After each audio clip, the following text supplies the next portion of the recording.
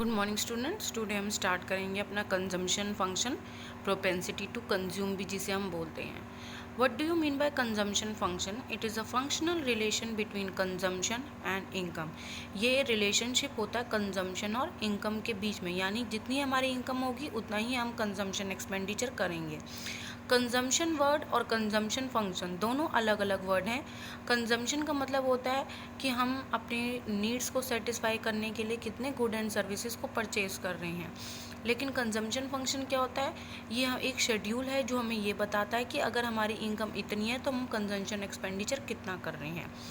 ये एक psychological concept भी है, क्योंकि इससे हमें क्या पता चलता है कंज्यूमर की प्रेफरेंस का, उसके हैबिट्स का।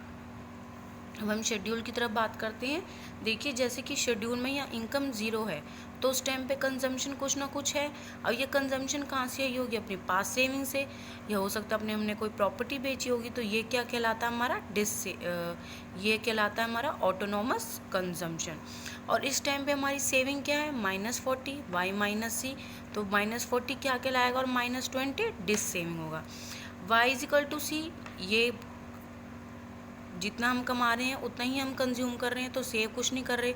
तो ये हमारा क्या है? एक तरीके से ब्रेक इवन पॉइंट है।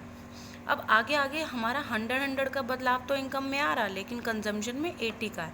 तो यानी जितना हम कंज्यूम कर रहे हैं उससे कम ही हम जितना हम कमा रहे हैं उससे कम हम कंज्यूम कर रहे हैं, क्योंकि एक लेवल में आने के बाद हम लोग सेविंग करना स्टार्ट कर देते हैं। अब हम इसके कर्व की तरफ देखते हैं। एक्स एक्सिस में हम लेंगे इनकम, यहाँ लेंगे हम कंजम्पशन। अब देखिए, इनकम की कर्व 45 डिग्री की मैंने आपको लास्ट वीडियो में बताया था। कंजम्पशन कर्व कौन सी होती है? पॉजिटिव स्लोप, क्योंकि इसमें हमेशा इंक्रीज होता जा रहा है।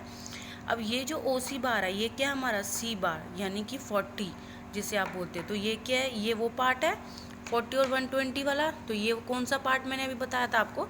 डिस सेविंग वाले पार्ट। जहाँ पे y और c कट कर रहे हैं ई पॉइंट पे, ये कौन सा पॉइंट है आपका? Break even point.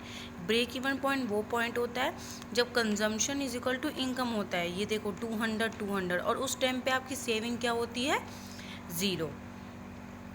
एक हमारे पास लॉ भी होता है, किनेसियन साइकोलॉजिकल लॉ ऑफ कंजम्पशन।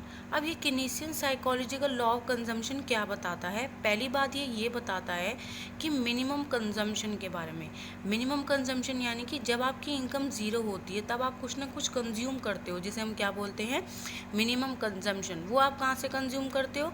अपनी पास सेविंग में से, ताकि आप लाइफ में सस्टेन रह सके, जिंदा रह सके। दूसरी बात इसने क्या बताया है कि जैसे जैसे कंजम्पशन बढ़ता है वैसे वैसे आपकी इनकम बढ़ती है। ये तो अभी आपने देखा।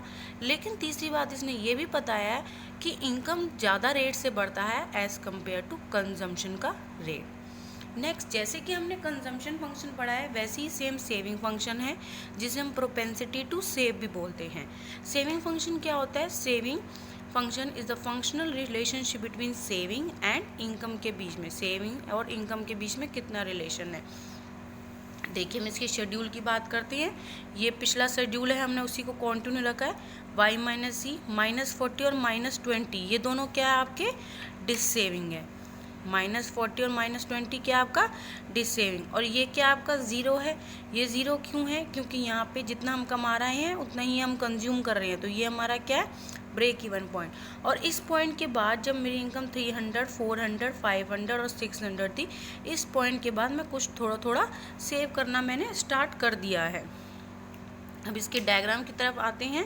यहाँ हम इनकम ले रहे हैं और यहाँ हम सेविंग ले रहे हैं। देखिए, यहाँ इनकम दोनों में नेगेटिव है, तो नेगेटिव एक्सेस नीचे होता है।